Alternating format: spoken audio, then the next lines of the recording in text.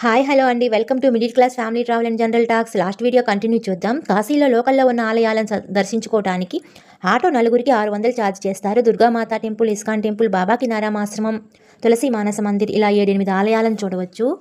9:30 కల్లా auto start అయితే ఇవన్నీ చూసుకుని రూమ్కి వచ్చేసరికి 2-2:30 అవుతుందండి. ఫస్ట్ బాబా కినారాం ఆశ్రమానికి వెళ్ళాము.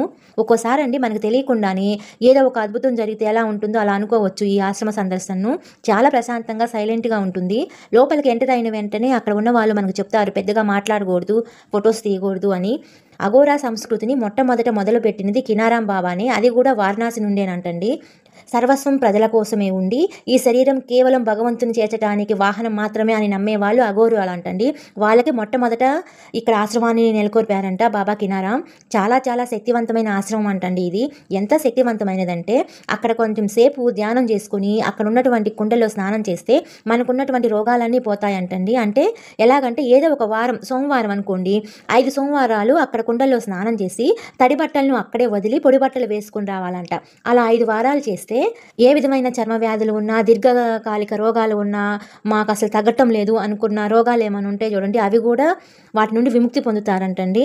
ఇంతేకాకుండా గ్రహ దోషాలు అంటే జాతకంలో ఏమైనా దోషాలుండి బ్యాడ్ టైం నడుస్తుంది అని అనుకునే వాళ్ళు, ఏ పనులు సక్రమంగా సరిగ్గా అవటం లేదు అని అనుకునే వాళ్ళు ఇక్కడ ఒక రాత్రి నిద్ర చేస్తే ఆ దోషాల నుండి బయటపడతారంటండి. ఇక్కడ ఒక దుని ఉంటుంది. ఆ దుని 1000 సంవత్సరాల నుండి నడుస్తూనే ఉందంట. అక్కడ ఉన్నంతసేపు ఏదో ఒక శక్తి అంటే పాజిటివ్ ఎనర్జీ మన వెంటనే ఉంది అన్న ఫీలింగ్లో ఉంటాము. ఇక్కడ అసలు ఫొటోస్ తీయనివ్వరు. వాళ్ళని చూడకుండా ఎలాగో ఒక పిక్ తీసాము. ఇక్కడ చూపిస్తున్నా చూడండి. లోపల ఇలా ఉంటుంది. గేట్ బయట నుండి ఎన్ని పిక్స్ అయినా తీసుకోవచ్చు. మీరు కాశీ వెళ్ళినప్పుడు తప్పకుండా ఈ ఆశ్రమాన్ని దర్శించుకోండి. ఇక అక్కడ నుండి ఇస్కాన్ టెంపుల్కి వెళ్ళాము. అన్ని దగ్గరలోనే ఉంటాయి. ఇక్కడ రాధాకృష్ణ విగ్రహాలు చాలా బాగుంటాయి. లైటింగ్స్ వేసి ఎప్పుడు భజనలు చేస్తూ ఉంటారు. 10 నిమిషాలు అక్కడ భజన చేసి బయటకు వస్తుంటే అక్కడ వాళ్ళు ప్రసాదం తీసుకుని వెళ్ళండి అంటారు. ఒకవేళ మనం మర్చిపోయి లేదా చూసుకోకుండా బయటకు వచ్చినా కూడా వెంటబడి మరీ పిలుస్తారండి. ప్రసాదం తీసుకోకుండా అసలు పంపించరు. అది కూడా అక్కడే తిని వెళ్ళాలి, బయటకు తీసుకువెళ్ళనివ్వరు. అక్కడ నుండి శ్రీ బన్కాడి మహాదేవ్ టెంపుల్కి వెళ్ళాము.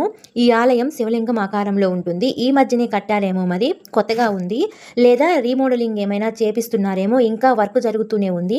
ఈ ఆలయాన్ని నార్త్ వాళ్ళు ఎక్కువ దర్శించుకుంటారంటండి. ఇక్కడ ప్రత్యేకత ఏంటంటే పూజారులు ఉండరు. ఎంతసేపు అయినా భక్తులు అభిషేకం చేసుకోవచ్చు. పక్కనే కలసం చెంబు, వాటర్ అందుబాటులో ఉంటాయి. ఆలయం లోపలికి వెళ్లే ముందు పూల దుకాణాలు ఉంటాయి. అభిషేకం చేసుకొని పూలు అలంకరించి దీపాలు పెట్టాము. దీపాల కవరు మనం వెళ్ళేటప్పుడే హ్యాండ్ బ్యాగ్లో పెట్టుకొని వెళ్ళాలి. మనము కాశీలో ఉన్నప్పుడు ఏ ఆలయాలను ఎప్పుడు దర్శించుకుంటామో తెలియదు కాబట్టి రూమ్ నుంచి వచ్చేటప్పుడే దీపాలు ఎప్పుడు మన హ్యాండ్ బ్యాగ్లో ఉండేటట్లు చూసుకోండి మీరు. ఇంకా అక్కడ నుండి అది చూసుకొని కోటిలింగ ఆలయానికి వెళ్ళాము. కాశీలో తప్పక దర్శించుకోవాల్సిన ఆలయంలో ఇది ఒకటండి. ఈ మధ్యనే కొత్తగా కట్టారు. ఇక్కడ కూడా శివలింగానికి అభిషేకం చేయవచ్చు. కలసం చెంబులు, వాటరు పక్కపక్కనే ఉంటాయి. శివలింగం చాలా పెద్దదిగా ఉంటుందండి. ఇక్కడ చూడండి ఇమేజ్లో శివలింగాలన్నీ ఒక వరుస క్రమంలో పెట్టి ఉంటాయి. ఫోన్స్ తీసుకెళ్ళొచ్చు. స్ఫటికలింగాలు కూడా ఉన్నాయి, కానీ వాటిని దూరం నుండే చూడాలి. అద్దాల గదిలో ఉంటాయి అవి. ఇది ఈ మధ్యనే కొత్తగా కట్టారు కాబట్టి చాలా బాగుందండి గుడి. అక్కడి నుండి మళ్ళీ మేము త్రిదేవ మందిరికి వెళ్ళాము. బ్రహ్మ, విష్ణు, మహేశ్వరులు ముగ్గురు విగ్రహాలు ఇక్కడ ఉంటాయండి. తీర్థం ఇచ్చి ప్రసాదంగా పటిక పలుకులు ఇస్తారు. ఇంతవరకు బాగానే ఉంటుంది, కానీ ఇక్కడ బయటకు వచ్చేటప్పుడు మాత్రం పట్టుకుంటారండి మనల్ని. మేము గోశాలు కూడా రన్ చేస్తున్నాము, డొనేషన్ ఇవ్వండి అంటారు. అంటే ఇక్కడ మనకు తోచినంత ఇవ్వటం కాదు, వాళ్ళు అడిగినంత మనం ఇవ్వాలంటండి. మినిమం 500 తక్కువ తీసుకోమంటారు. కాశీ యాత్రలో నచ్చని విషయం ఏమైనా ఉంది అంటే ఇది ఒక్కటేనండి. ఖచ్చితంగా ఇవ్వాలనేమి లేదు. మనము అక్కడ డొనేషను మనకిష్టమైతే ఇవ్వచ్చు, లేదంటే మా వల్ల కాదు, మేము ఇచ్చుకోలేమని అనేసి అక్కడి నుంచి వచ్చేసేయండి. ఇంకా అక్కడ నుండి దుర్గాకుండకు వెళ్ళామండి. అంటే దుర్గాదేవి మందిరము, తులసి మానస మందిరు 2 పక్కపక్కనే ఉంటాయి. ఈ దుర్గాదేవి ఆలయము సుమారు 18వ శతాబ్దంలో నిర్మించబడిందంటండి. ఈ ఆలయంలో శిల్పకళా నైపుణ్యం చాలా బాగుంటుంది. ఇక్కడ కొలువై ఉన్న అమ్మవారు కాళికా రూపిణి అయిన దుర్గాదేవి. కానీ అమ్మవారి విగ్రహమూర్తి చాలా ప్రశాంతమైన ముఖంతో చాలా అందంగాను ఆకర్షణీయంగాను ఉంటుంది. ఇక్కడ లోకల్లో ఉండేవారు ప్రతిరోజు ఈ ఆలయాన్ని దర్శించుకుంటారంటండి. అందుకని ఇక్కడ రష్గా ఉంటుంది.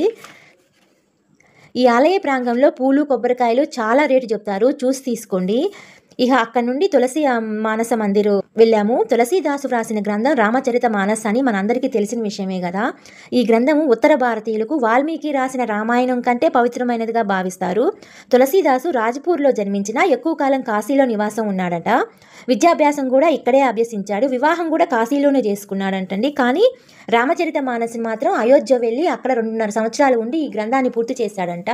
ఆయన గుర్తుగా కలకత్తా నివాసైన ఒక ధనవంతుడు ఈ తులసి మానస మందిర్ను కాశీలో కట్టించాడు. చలువరాతితో ఒక చిన్న సినిమా హాల్ పరిమాణంలో ఉంటుందండి ఈ మందిరము. ఈ మందిరం గోడల మీద పైనుండి కింద వరకు తులసి రామాయణం పూర్తిగా చెక్కబడి ఉంటుంది. ఈ తులసి మానస మందిరాన్ని కూడా కాశీ వెళ్ళిన వారు తప్పకుండా చూడవలసిన ప్రదేశం అండి. అక్కడ నుండి సంకటమోచన హనుమాన్ టెంపుల్కి వెళ్ళాము. ఇక్కడ ఫోన్స్ తీసుకువెళ్ళనివ్వరు, లాకర్లోనే పెట్టుకోవాలి. చెప్పులు ఫోన్స్ లాకర్లో పెట్టుకుంటే టోకెన్ ఇస్తారు. ఇక్కడ స్వీట్ ప్యాకెట్స్ లడ్డూలు మనమే కొనుక్కొని తీసుకువెళ్తే స్వామివారికి తాకించి ఇస్తారంట. టూ మచ్ కాస్ట్ ఉంటాయండి. ఇవి చూసి తీసుకోండి. కంపల్సరీ తీసుకెళ్లాలని ఏమీ లేదు, దర్శనం చేసుకుని రావచ్చు. మంగళవారం శనివారం ఫుల్ రష్ ఉంటుంది. తులసీ తీర్థం ప్రసాదంగా ఇస్తారు ఇక్కడ. హనుమాన్ చాలీసా, సంకటమోచన హనుమాన్ అష్టకము మీకు నోటెడ్ అయితే అక్కడే కూర్చొని చదువుకుంటే మంచిదంటండి. అక్కడ నుండి గవలమ్మ గుడికి వెళ్ళాము. తెలుగు వాళ్ళ గవలమ్మ గుడి అంటారు, నార్త్ వాళ్ళు కౌదీమాత అని అంటారు. గవలమ్మ కాశీ విశ్వనాథుని సోదరి. ముందుగా కాలభైరవుని ఎలా దర్శించుకుంటామో మనము విశ్వనాథుని దర్శించుకున్నాక గవలమ్మను దర్శించుకుంటేనే కాశీ యాత్ర పూర్తి అయినట్లు అని చెప్తారండి.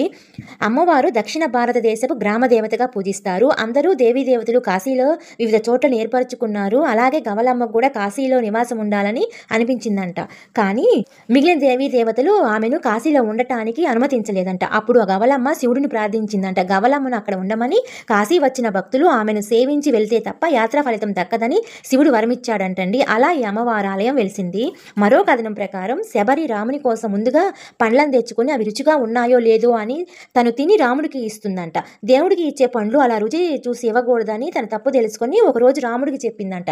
రాముడు శబరిని క్షమించి నువ్వు కలియుగంలో పూజించబడతావు, నీకు గవలను ప్రసాదంగా సమర్పిస్తారు, కాశీ వెళ్ళమని, అక్కడ నీకు పాపముల నుండి విముక్తి పొందుతుందని వరమిచ్చాడని పురాణ కథలు చెప్తున్నాయండి. గవలమ్మ గుడిలో బ్లౌజ్ పీసు 5 గవ్వలు కలిపి 30 రూపాయలు, 4 గవ్వలు జాకెట్ ముక్క అమ్మవారికి సమర్పించి మనకి ఒక గవ్వ ఇస్తారు అక్కడ పూజారి. ఆ గవ్వను మనం డబ్బును దాచుకునే ప్రదేశంలో పెట్టుకోవాలని అంటారండి. గవలమ్మ గుడిని దర్శించుకొని రూముకు వచ్చేసరికి 2 అయ్యింది. లంచ్ చేసి కాసేపు రెస్ట్ తీసుకొని బోట్ రైడింగ్కి గంగాహారతికి బయలుదేరాము. బోట్ రైడింగ్ గంగాహారతి గురించి పూర్తి వివరాలు నెక్స్ట్ వీడియోలో చూద్దామండి. ఉంటానండి మరి.